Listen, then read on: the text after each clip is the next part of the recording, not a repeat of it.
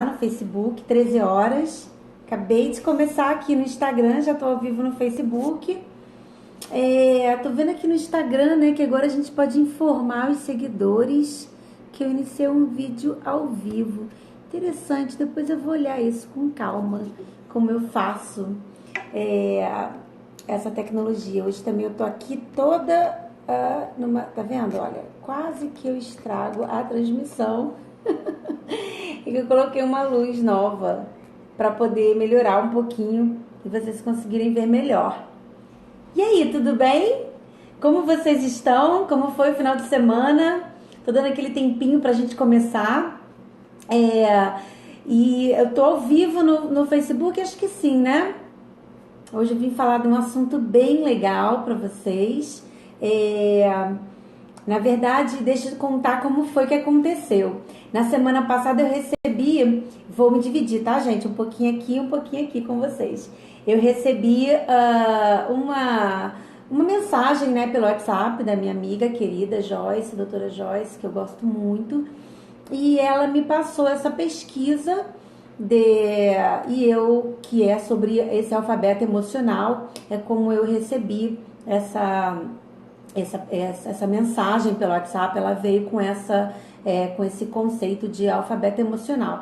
E aí eu apenas coloquei esse nome porque provavelmente deve ser assim que a pesquisa deve estar sendo que foi denominada. Muito embora eu entrei, né, no site do médico e dei uma olhada para poder pesquisar mais, entender mais como é que a coisa funciona na pesquisa de fato. E achei muito, muito, muito legal, muito interessante.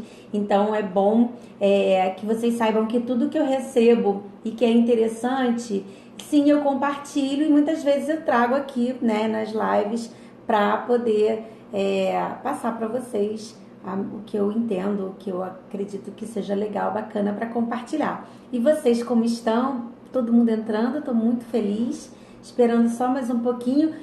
Mas deixa então eu ir falando um pouco do conceito desse alfabeto emocional. Bom, pois bem, é uma pesquisa que um doutor Juan Higgsy, talvez, não sei como você fala, mas ele é um médico argentino, ele é geriatra, né? Não sei se ele é argentino, né? Mas ele, enfim, a página dele tá uma página que está na Argentina e tal, e todos os estudos dele, dá aula numa universidade em Buenos Aires, e enfim. Então, o Dr. Juan, ele já estuda, né, sobre essa parte de condutas, atitudes, longevidade, há 40 anos aproximadamente, e ele fez então esse estudo e baseou as suas pesquisas observando pessoas entre 85 e 100 anos de idade, com as quais ele esteve nesses últimos 40 anos e trabalhando suas doenças e suas questões, né, com relação à saúde, com relação ao estilo de vida, e foi então fazendo suas constatações. E ele hoje tem um programa que se chama Programa Longevos, não sei se é assim que fala, mas é um programa baseado em toda a teoria que ele construiu. E é muito, muito interessante, fez muito sentido para mim. Eu sou muito grata, Joyce, por ter me passado essa mensagem e essa pesquisa, ter compartilhado isso comigo, e para que eu possa passar isso para vocês. E acredito que quem me acompanha vai entender e também vai achar isso bem interessante, vai fazer bastante sentido para vocês, porque não é nada diferente do que a gente vem discutindo aqui já há algum tempo.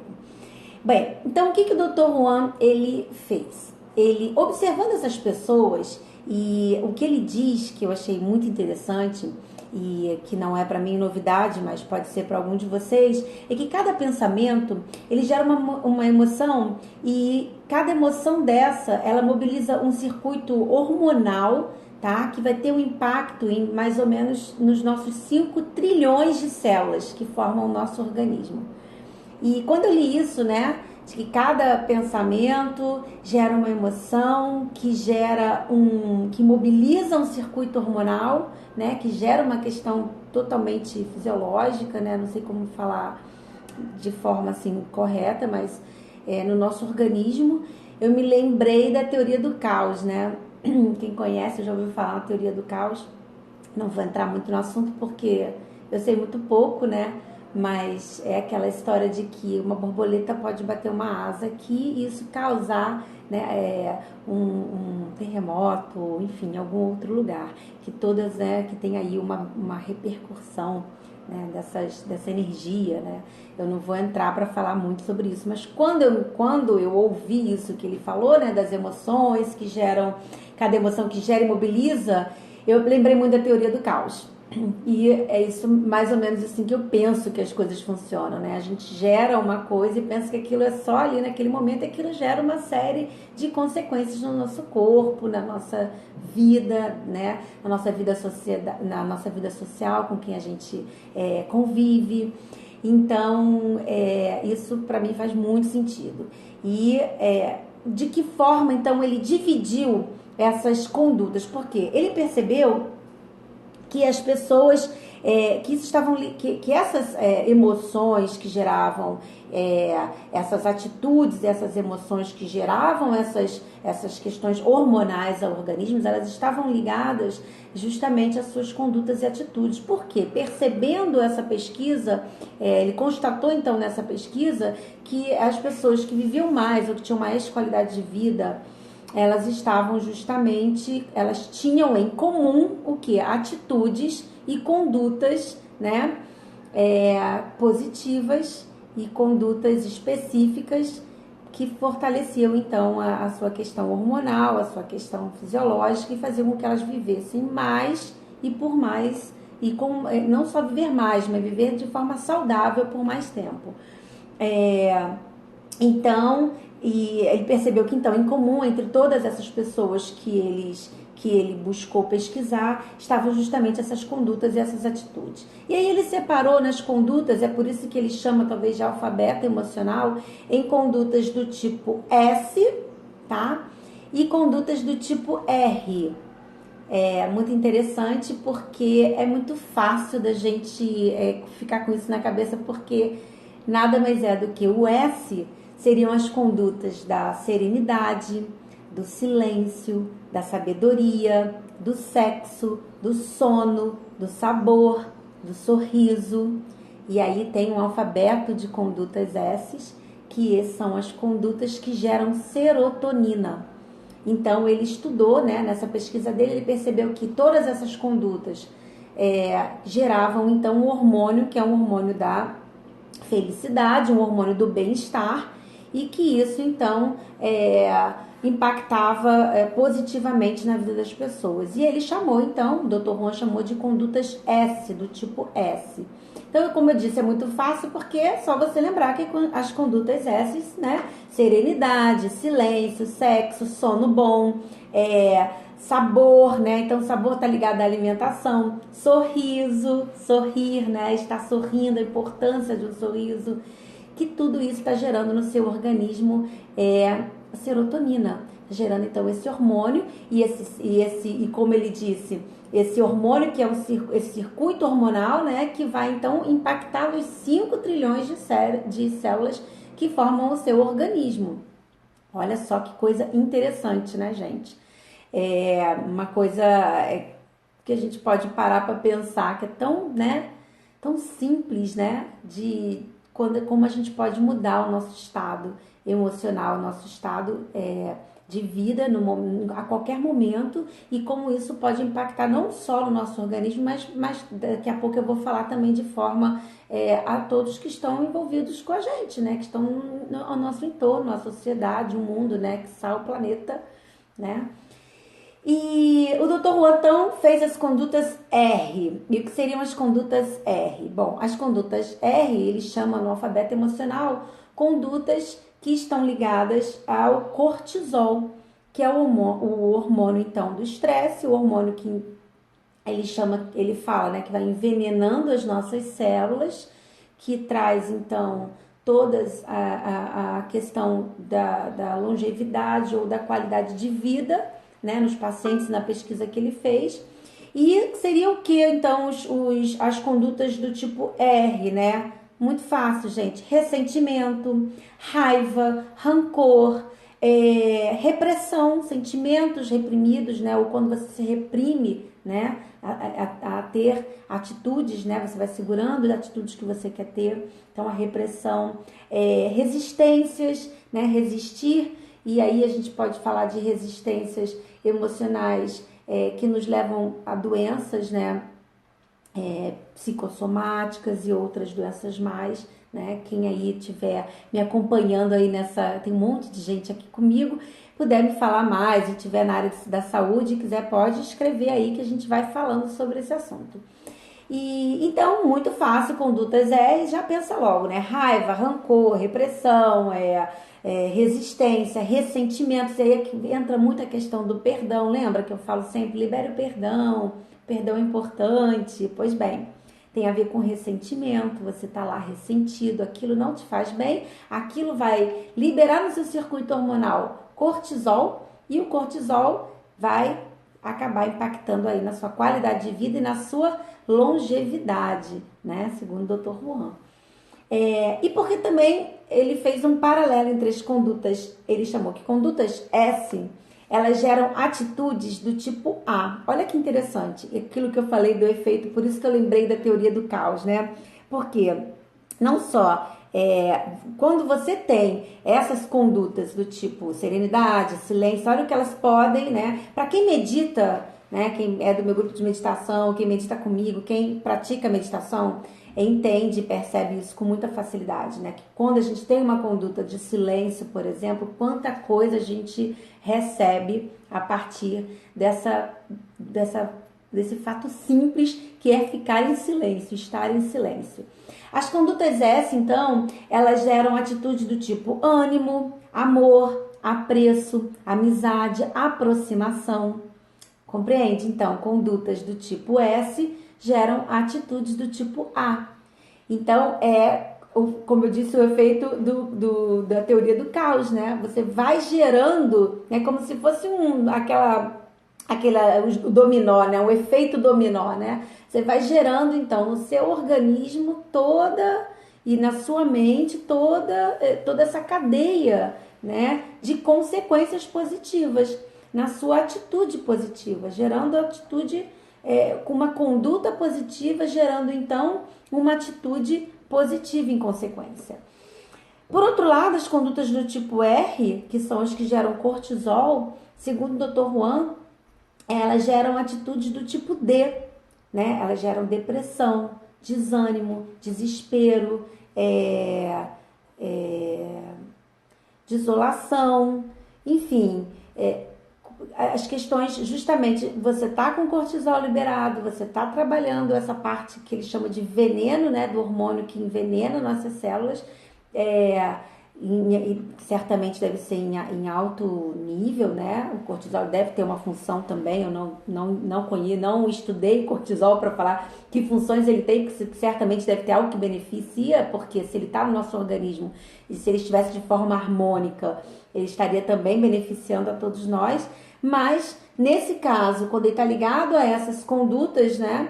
Ele então gera essas atitudes. Então, quanto mais ressentimento, quanto mais raiva, você gera mais desânimo, mais depressão, mais desespero, mais, enfim, todos esses sentimentos que vão aí e em efeito cadeia. Que eu estou ousando chamar de teoria do caos, né? Então, o que ele concluiu com isso? Ele criou esse programa, o Dr. Juan, e ele concluiu que você tem que simplesmente abandonar as condutas do tipo R, né? E aí você vai se livrar de todas as suas questões terríveis do tipo D. Então, por exemplo, você vai diminuir as suas questões depressivas, o seu desânimo, basta você ter essa influência de começar a trabalhar suas emoções. E aí você pode me perguntar, tá, Luciane, como é que eu faço isso, né? Como é que a gente fica atento a esse movimento de forma a conseguir perceber as nossas emoções. E é isso mesmo, é conseguir perceber as emoções. Entender esse que o Dr. Juan chamou de alfabeto emocional e que outros médicos e outras pesquisas, né, devem ver por aí falando muito sobre esse assunto.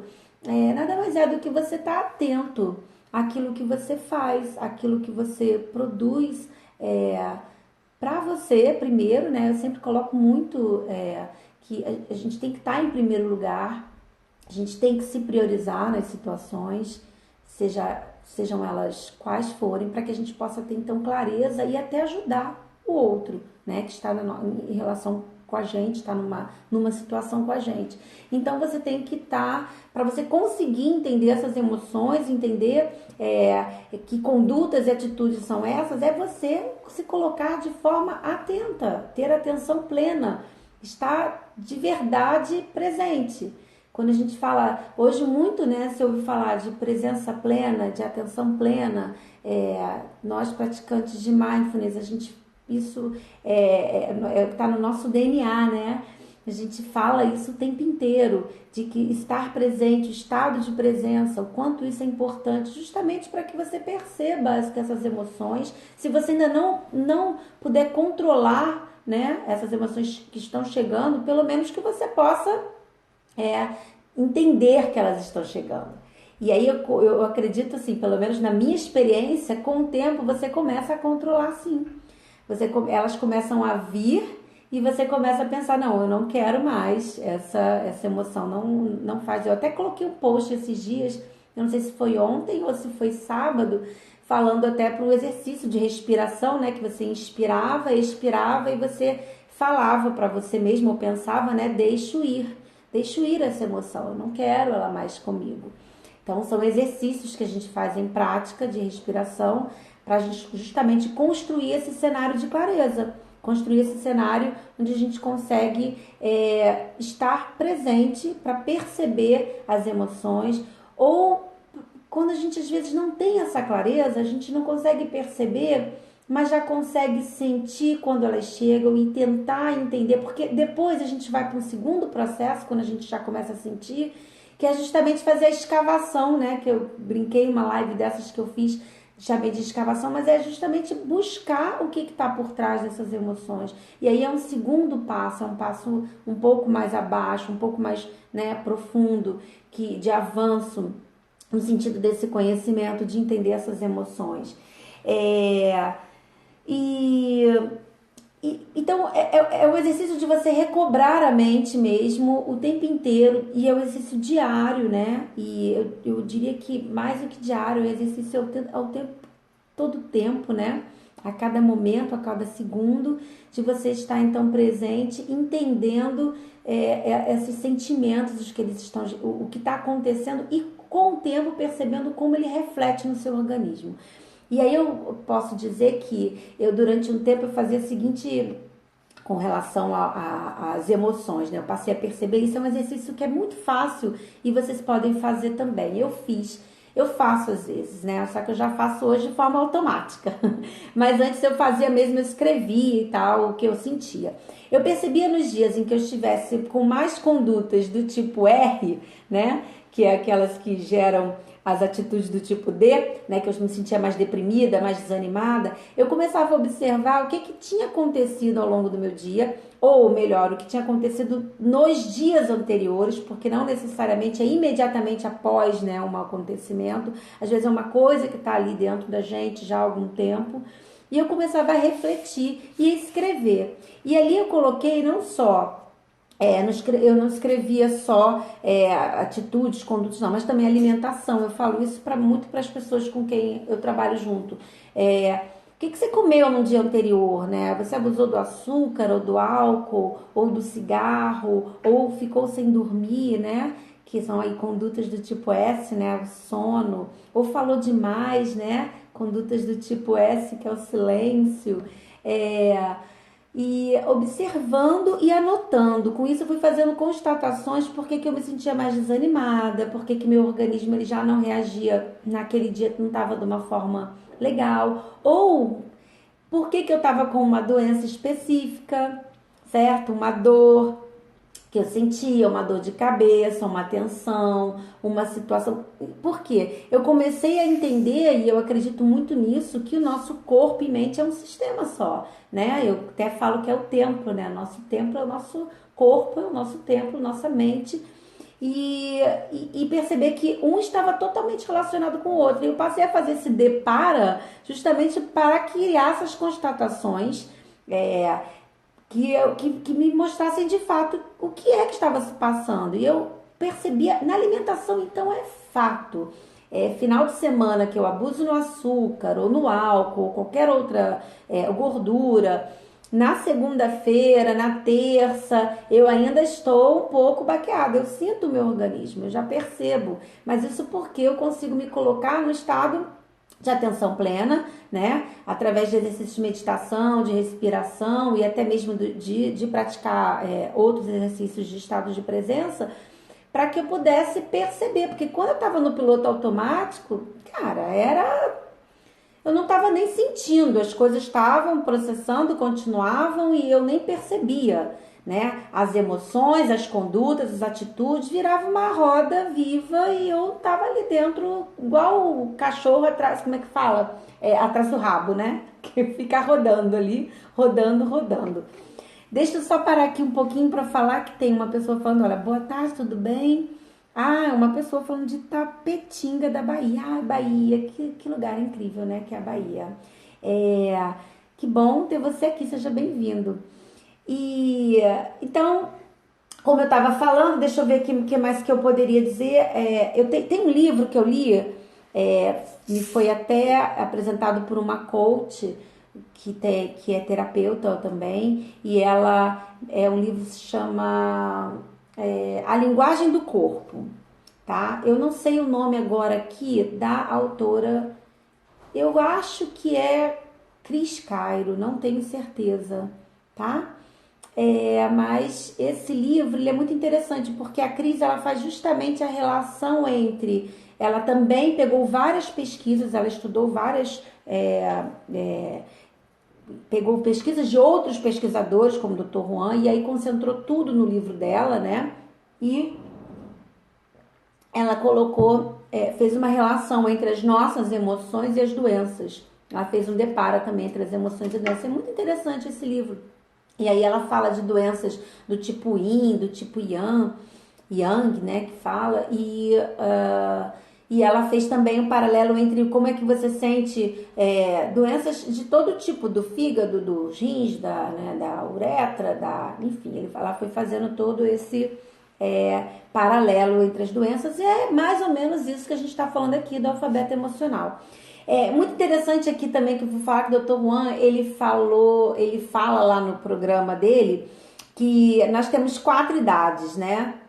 Que ele dividiu em 4 tipos de idade. E depois ele faz uma relação entre 2 idades específicas. Mas enfim, 4 idades. Ele chama de idade cronológica, né? Que é a idade da cédula, né? Que ele fala, a idade da cédula do RG.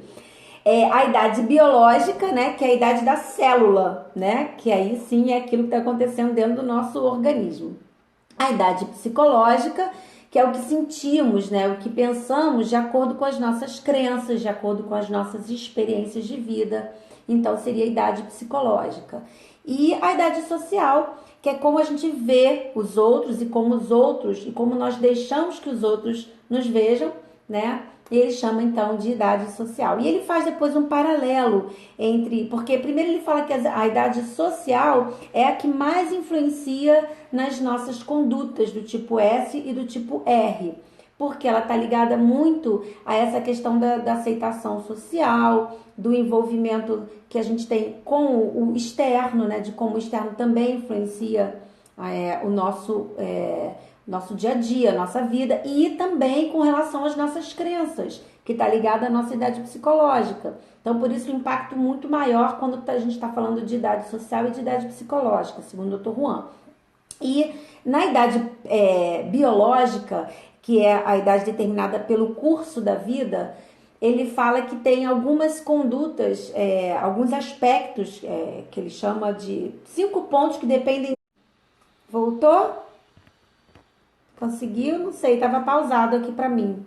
Deixa eu falar então, voltar um pouquinho para o pessoal do Facebook, vou voltar só um pouquinho aqui para a turma do Instagram, que eu não sei se foi ou não, porque para mim apareceu pausado. Então ele fala que depende, esses cinco pontos voltados, então, a idade biológica, que dependem da nossa longevidade, né? A velocidade do nosso envelhecimento biológico. E aí ele fala de primeiro, a biologia em si, ele chama de a biologia em si, ele fala da saúde pública e do autocuidado, ele fala que tem a ver com a parte de até sanitária, né? Um pouco além do que tá só dentro do que a gente possa fazer, que ele chama de a biologia em si. O segundo é o alimento. Olha só como é que a gente sabe disso, né? Os excessos que a gente comete, as pessoas que cometem os excessos, o quanto elas estão, então, colocando aí em risco a longevidade, a qualidade de vida. Também não é nenhuma novidade. O terceiro que ele fala é sobre o movimento, e ele fala em quando você usa e quando você perde o movimento. E eu acho que eu não me aprofundei nessa parte lá do programa dele, mas ele está falando justamente de quanto você se movimenta, o quanto você se coloca em ação, né? E caminhadas, exercícios, e enfim, ele está falando do movimento nesse sentido, né? Inclusive, ele fez observações em pessoas que perderam mesmo as condições de movimento e como que isso influenciou. O quarto, ele fala, é o pensamento, e aí aquilo que a gente veio falando até agora, como é que você interpreta a realidade baseado nas suas crenças, porque a verdade é essa, cada um tem um mundo completamente diferente do outro, né?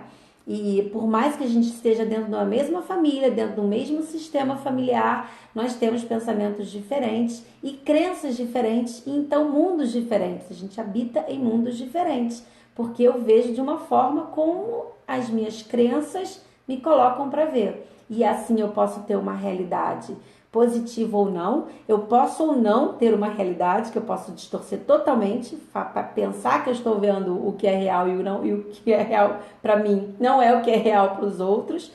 E a gente faz um trabalho no coaching, a gente trabalha muito isso também, né? A questão das nossas crenças, que a gente chama de crenças limitantes, né? E nossos sabotadores. Quem é coach aí tá comigo sabe, né? A gente trabalha muito isso. E por fim, então, o quinto elemento que determina então esse curso da nossa vida, ele fala que é o sentimento, é a nossa forma de sentir. E é por isso que ele faz esse paralelo entre as condutas e as atitudes, né? Porque ele está falando em atitudes que geram o quê? Sentimentos. E você só consegue sentir, né? Aquilo de fato. Sentir, você vai sentir. Mas você só consegue entender que está sentindo quando você consegue construir, então, um movimento de clareza, de estar realmente atento a perceber que está sentindo aquilo. E por quê? Até para que você tenha a capacidade de eliminar, né? Oi, boa tarde. As pessoas estão falando comigo e como eu estou aqui olhando para um e para outro, estou olhando para o Facebook, eu não sei se eu perdi alguma coisa aqui, mas estou vendo que tem um monte de gente muito legal aqui comigo. E eu estou muito feliz sempre, porque eu faço esse trabalho justamente para que vocês compartilhem e para bastante gente poder assistir, ver e pensar sobre esses assuntos que a gente não tem muito tempo de ficar pensando, né? Porque o nosso dia a dia nos impede, às vezes, de olhar para o que é importante, o que é verdadeiramente importante de ser olhado e observado. Então, deixa eu ver o que mais. Bom, falando um pouco mais lá da Cris, o que eu posso falar do livro lá dela, desse paralelo? Ela fala muito da questão de PNL, ela faz uma introdução da PNL que eu acho fantástica, que tem a ver justamente com esse controle das emoções, de observação, né, dessas emoções nas características corporais, como é que os olhos falam, o corpo fala, a mente. É fantástico como é um sistema mesmo complexo, mas lindo e perfeito, e que cabe a gente ordenar e com maestria, né? Como um maestro, nós devemos cuidar, então, organizar todo esse sistema como maestros, de forma a tentar buscar esse equilíbrio, né? Claro, gente, que as condições externas, elas influenciam demais. Então, eu não acredito muito nisso, porque Eu acho que o mundo, como eu acabei de falar, é como a gente vê. E a influência externa, ela pode contaminar a gente ou não. Depende do quanto a gente está preparado para que isso seja apenas um conhecimento ou um fato que você simplesmente se apropria dele, como, por exemplo, uma questão é, de, de, de crise, que todo mundo fala, né? O país está em crise. Então, você pode pegar isso como um fato e como um conhecimento de uma questão política, o que está acontecendo na política, ou simplesmente colocar isso para sua vida e ajudar com que seu corpo adoeça e passar a viver só com esse sentimento, nesse entorno, né? E, bem, eu achei então muito interessante, eu espero que tenha feito sentido para vocês também, né? Desculpa, eu tô um pouco gripada. Essa pesquisa para mim foi fantástica. Essas condutas, eu espero que vocês então comecem a abandonar os R's da vida e então diminuir também as condutas do tipo D de uma vez por todas. Então, gente, o que eu posso desejar para vocês nessa semana que inicia é ânimo, amor, amizade, aproximação, serenidade, sabedoria, silêncio, sono, sabor, sexo, tudo que faz a gente gerar o quê? Serotonina, coisas do bem, coisas de forma positivas e saudáveis, sem fazer muito, não precisa ser muito além, né? Ir muito além, tudo com limite e de forma harmônica. Eu estou muito feliz. Começo no próximo domingo mais uma turma do Meditar com a Lu. A gente terminou uma agora, foi ontem, e espero todos vocês lá na próxima Desafio Meditar com a Lu, que é muito legal, pelo menos para dar uma sacudida aí em vocês, para vocês começarem a meditar e a trabalhar um pouco essa atenção plena e sair do piloto automático, tá certo? Bem, por hoje é só. Espero então que vocês tenham uma semana maravilhosa e eu estou aqui. E se precisarem, mandem para mim em direct se esse vídeo fez sentido para vocês, se essa live fez sentido para vocês, compartilhem, né? Que eu fico muito feliz para que a gente faça isso chegar a bastante gente, para que a gente possa então contaminar o mundo com atitudes positivas, tá certo? Um beijo grande, até segunda-feira que vem e boa semana. Aqui no Rio a gente tem um feriado, acho que na segunda-feira, dia 20, eu vou ver direitinho como é que eu vou fazer as lives, porque eu tô com crianças, enfim, eu tenho que me organizar, eu passo para vocês. Mas, e amanhã, né, amanhã não, quarta-feira tem um feriado, né, nacional, é isso? Então curtam também, aproveitem para descansar um pouquinho e pegar as energias aí e renovar, tá bom? Um beijo grande, até a próxima live, até a próxima segunda. Beijo, beijo. Deixa eu encerrar.